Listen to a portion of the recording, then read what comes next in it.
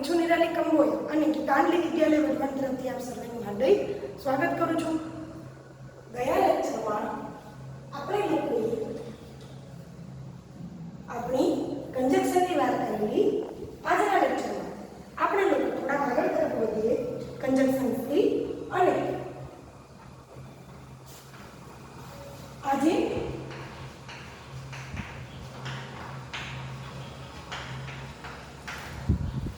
આપણે લોકો જોવાના છીએ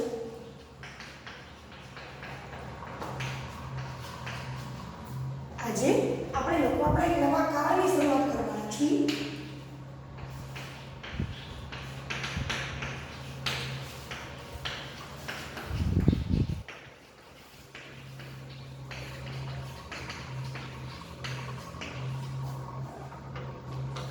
The continuous present tense, બરોબર?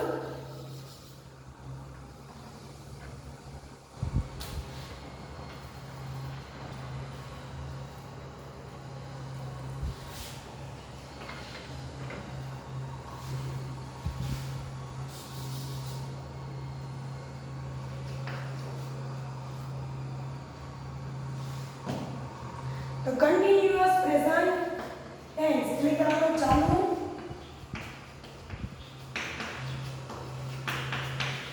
વર્તમાન કાળ. શેની શરૂઆત કરીએ છીએ આજે આપણે? The continuous present tense.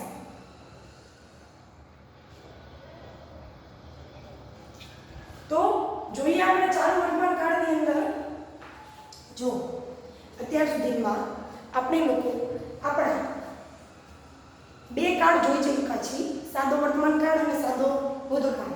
આજે આપણે વાત કરવાના છીએ એક નવા કાળની જેનું નામ છે કન્ટિન્યુઅસ પ્રેઝન્ટ ટેન્સ, ચાલુ વર્તમાન કાળ.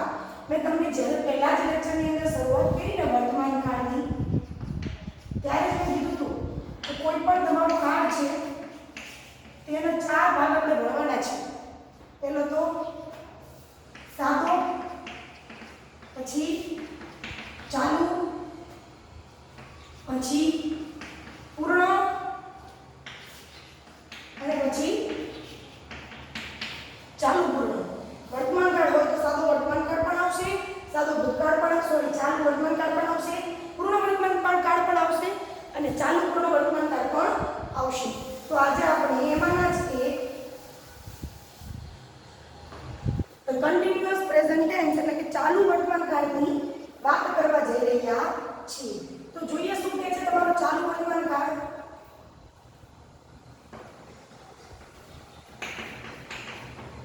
પહેલા યુઝ જોઈએ. શું કરી? યુઝ જોઈએ. ક્યાં વપરાશે?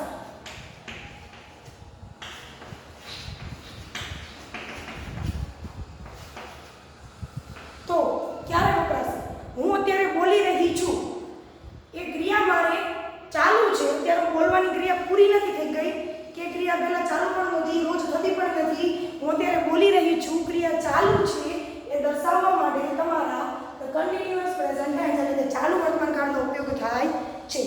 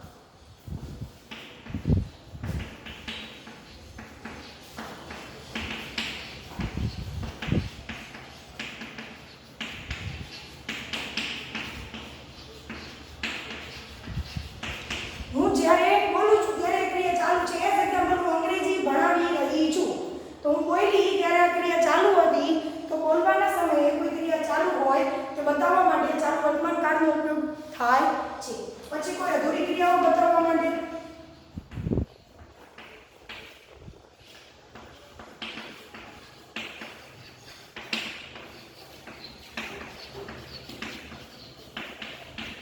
કોઈ કામ અધૂરું છે અને કરવાનું હજી ચાલુ જ છે તો એ આપણું ચાલુ વર્તમાન કાળ વપરાશે.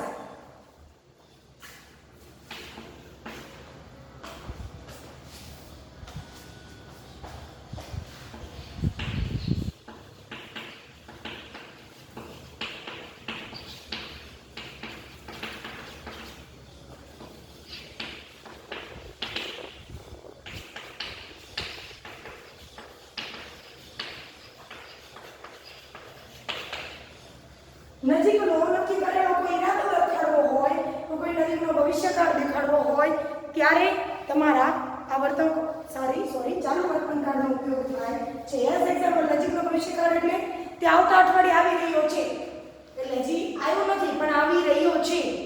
ક્રિયા તમારી ચાલુ હશે એટલે નજીકનો નક્કી કરેલો ભવિષ્યકાળ બતાવવા માટે પણ તમારા ચાલુ વર્તમાન કાળનો ઉપયોગ થાય છે. ઇન શોર્ટ તમારા ચાલુ વર્તમાન કાળનો ઉપયોગ ક્યાં થશે તો જે ક્રિયાઓ ચાલુ છે, પૂરી નથી થઈ, અધૂરી છે અને એ ક્રિયાઓની જ્યારે આપણે વાત કરતા હોય, જ્યારે આપણે બોલતા હોય ત્યારે ક્રિયા ચાલુ હોય તો એ દર્શાવવા માટે તમારા ચાલુ વર્તમાન કાળનો ઉપયોગ થાય છે. તો આ હતા તમારે યુઝિસ લખી લેજો.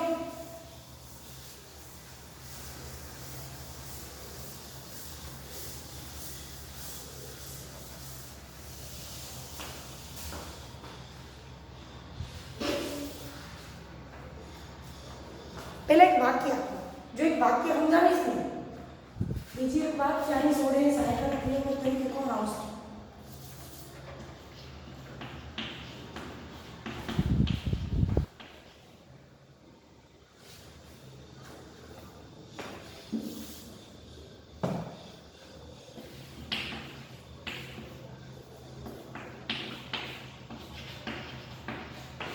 VING પ્લસ એની જાર લગાડવામાં આવશે. જો હું ક્રિકેટ રમી રહ્યો છું. અત્યારે હાલમાં મારી ક્રિકેટ રમવાની પ્રવૃત્તિ ચાલુ છે. હું ક્રિકેટ રમી રહ્યો છું તો આ ક્રિયા ચાલુ છે, નક્કી થઈ ગયું કે ક્રિકેટ રમાતી હતી. બીજી વસ્તુ શું થશે એનું ઇંગ્લિશ? આઈ એમ, બરોબર, આઈ એમ playing cricket. હું ક્રિકેટ રમી રહ્યો છું. I am playing cricket. તો શું આવ્યું અહીંયા? પહેલા તો કોણ આવ્યું કરતા? અચ્છા, પછી કોણ આવ્યું? M is R. પછી કોણ આવ્યું? V ing એટલે ક્રિયાપદનું ક્રિયાપદને શું કહેવાય ઇંગ્લિશમાં? વર્બ. ક્રિયાપદનું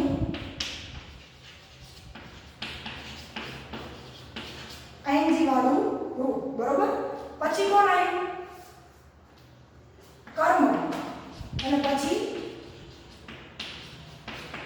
અન્ય શબ્દો. આવું કંઈક આવ્યું બંધારણની અંદર.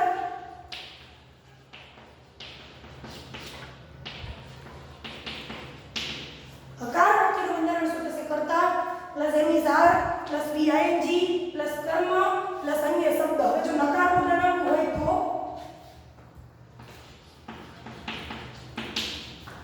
તો પહેલા કોણ આવશે?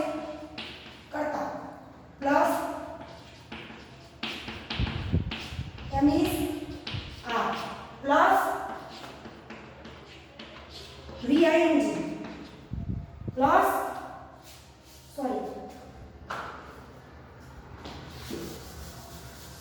કર્તા plus am is are plus not plus VING.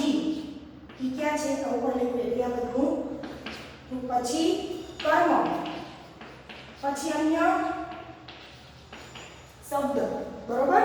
પહેલા કોણ આવે? કર્તા, પછી એમિઝાર, પછી નોટ, પછી VING, પછી કર્મ અને પછી અન્ય શબ્દ. જો વાત કરીએ પ્રશ્નાર્થની તો પ્રશ્નાર્થમાં પહેલા કોણ આવી જાય? સહાયકારક ક્રિયાપદ એટલે પ્લસ કર્તા પ્લસ VING પ્લસ કર્મ પ્લસ અન્ય શબ્દ પ્લસ ક્વેશ્ચન માર્ક. બરોબર? તો આ હતા તમારા હકાર નકાર અને પ્રશ્નાર્થના બંધારણો. તમને પહેલા આ એક ઉદાહરણ આપવાનું કારણ એ કે તમે એ જુઓ અને પછી બંધારણ જુઓ તો તમને સરખો ખ્યાલ આવે. જો નકાર બનાવવાનો હોય તો શું થાય? આઈ એમ નોટ પ્લેઇંગ ક્રિકેટ. અને પ્રશ્નાર્થ બનાવવો હોય તો am I playing cricket question mark. હું ક્રિકેટ રમી રહ્યો છું ક્વેશ્ચન માર્ક. બરોબર? તો કે આ મુજબ તમે તમારા આવા વાક્ય બનાવી શકો છો. બંધારણ લખી લો. બરોબર? તમારી સામે બોર્ડ છે, હું આખી છું. તમે આમાંથી કોઈ વસ્તુ એવું નથી બનતું કે દેખાતી નથી, એટલે લખી શકો છો.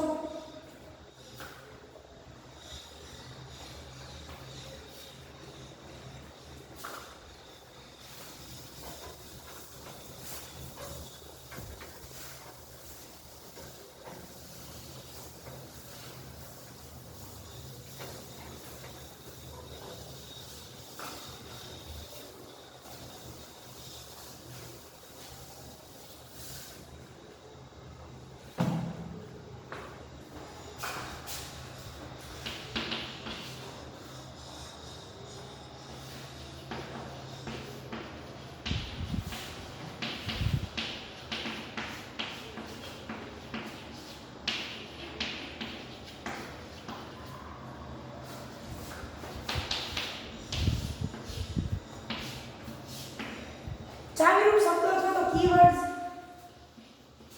નાઉ એટલે અત્યારે, એટ પ્રેઝન્ટ એટલે પણ શું થશે? અત્યારે. નાઉ એટલે અત્યારે, એટ પ્રેઝન્ટ એટલે અત્યારે, પછી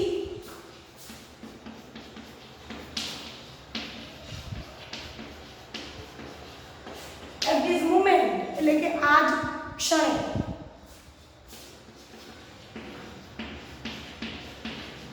ફોરએવર એટલે હંમેશને માટે.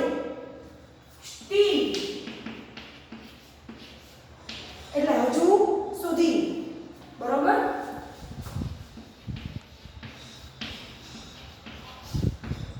નવડે એટલે કે અત્યારના હાલના દિવસોમાં. વા ડેઝ એટલે કે હાલના દિવસોમાં.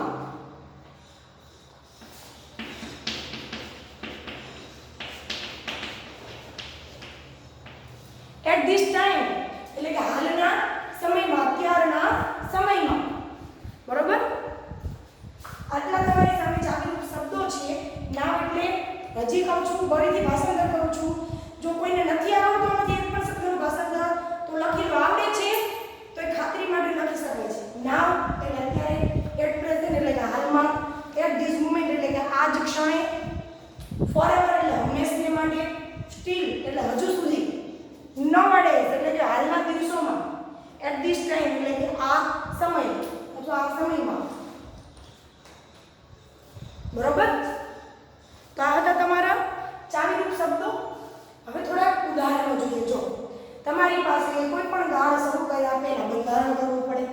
બંધારણ જોઈ લીધું, ઉપયોગો જોઈ લીધા અને ચાવીરૂપ શબ્દો જોઈ લીધા. તો હવે હું તમને આ કાળના વાક્ય કરાવવા માટે સક્ષમ છું. હવે તમને વાક્ય બનાવતા આવડે. જો એની ધાર પહેલા લખો. હવે તમને ટુ બી ના રૂપનું કોષ્ટક આવડવું જોઈએ. જો તમને ટુ બી ના રૂપો વર્તમાન કાળનું કોષ્ટક ન આવડે તો તમને એની ધાર ક્યાં લાગી એ ખબર પડવાની નથી. એની ધાર ક્યારે લાગશે, કોની જોડે લાગશે? તો આઈ સાથે એમ, વી યુ અને ધે સાથે આર અને હિસ ઈટ સાથે ઇઝ લાગે છે. આ વસ્તુ તમને આવડવી જોઈએ. બરોબર? તો વાક્ય બનાવીએ થોડા.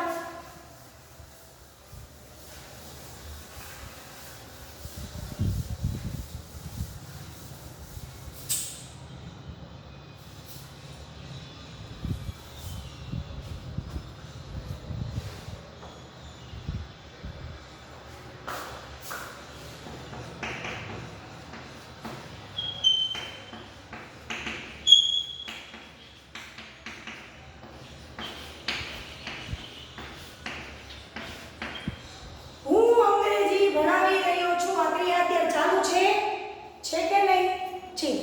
તો લખીએ આઈ સાથે શું લાગશે એમ. આઈ એમ ટીચિંગ. ભણાવવાનું શું કહેવાય ટીચ. અને ચાલુ વર્તમાન કાળ છે માટે ક્રિયા ચાલુ છે માટે શું લાગશે ક્રિયાપદને ing. આઈ એમ ટીચિંગ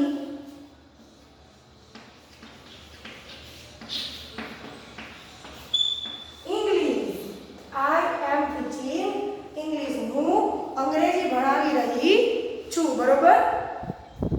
સવાલ નકાર કરવું હોય તો હું અંગ્રેજી નથી ભણાવતી તો ઇંગ્લિશ ભણાવું છું. અંગ્રેજી નથી ભણાવતી તો આઈ એમ નોટ ટીચિંગ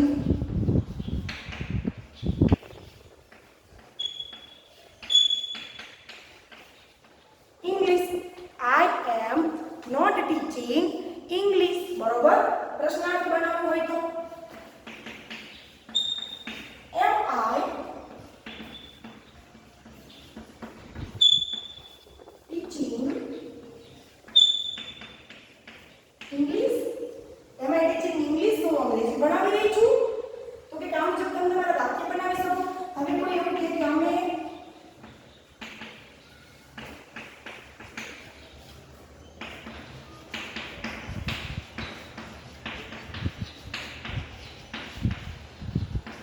અંગ્રેજી ભણાવી રહ્યા છીએ તો શું આવશે વી સાથે શું લાગે are. We are teaching English. પછી નકાર બનાવીએ તો we R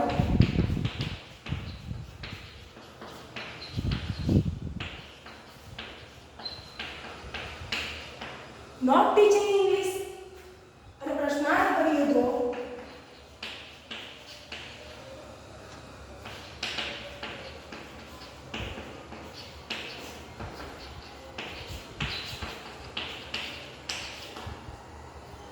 R we teaching English.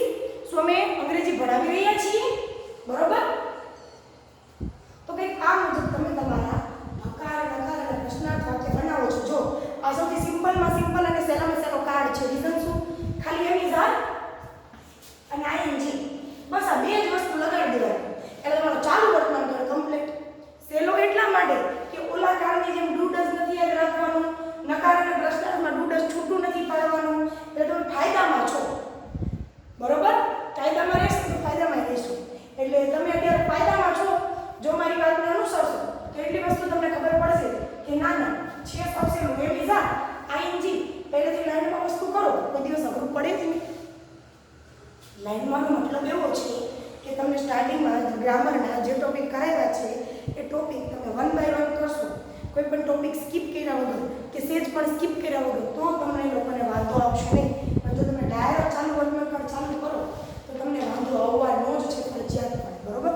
બીજા ઉદાહરણ જોઈએ થોડા.